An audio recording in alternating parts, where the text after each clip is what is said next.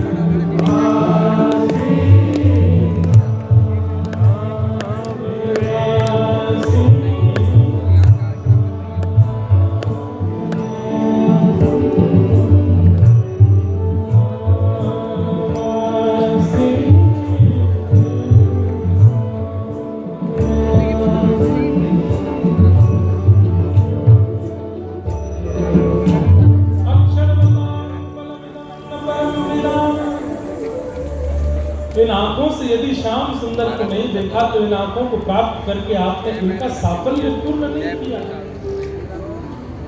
भगवान बसो मोरे नैनन के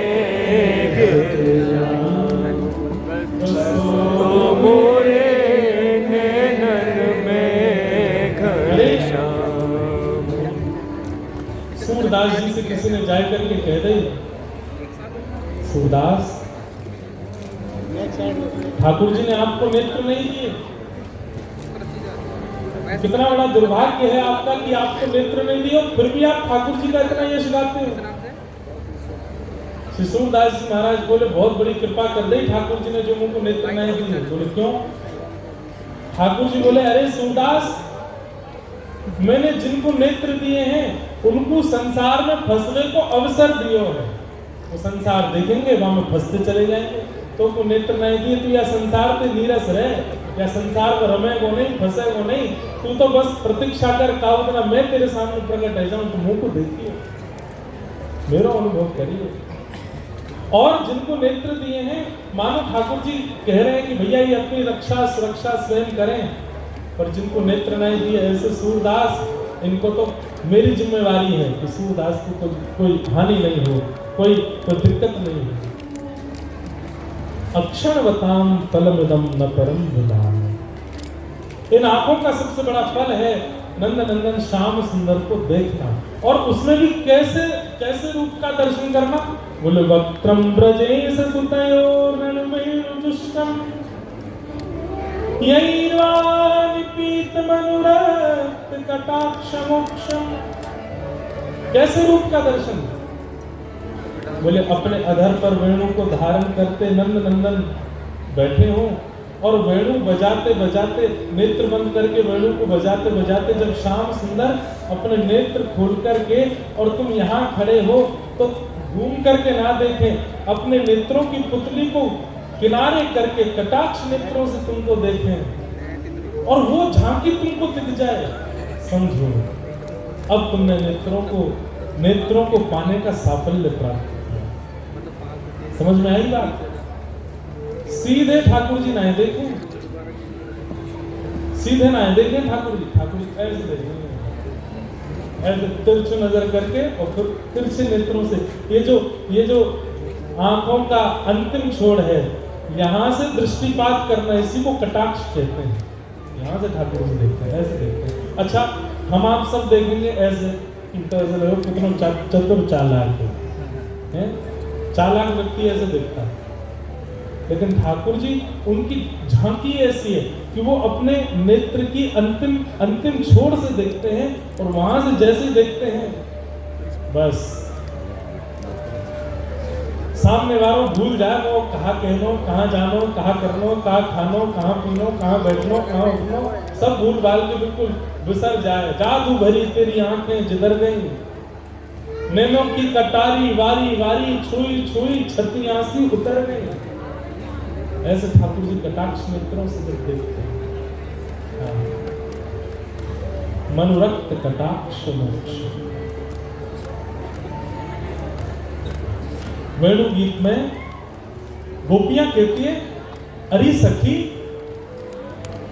ये तो लोमना को श्रृंगार करके गए हैं। ध्यान से सुनना, सिर पे लोमना बांध के गए, हाथ पे लोमना रस्सी बांध के गए, और वह रस्सी में गोबर और रज लगी भई है। आज नंदन ने अपना श्रृंगार क्यों ना किया? एक गोपी ये बात कह ही रही है, तभी दूसरी गोपी कहती है, वेणु की ध्वनि सुन करके, वेणु की ध्वनि उसके कान में जाकर के मानो ठाकुर जी के सुंदर रूप का वर्णन कर देती है। आहा, गोप्या किमाचरदयं कुशलस्म वेणु दामोदराधर सुधामपि गोपिकाना भुंक्ते स्वयं यद विशिष्ट रसं विनुन्यो हस्त्यच्युचोष्मुचोस्तरवो यथार्या। गोपियां जैसी भावनाएं प्रकट करती जा रही हैं, मानो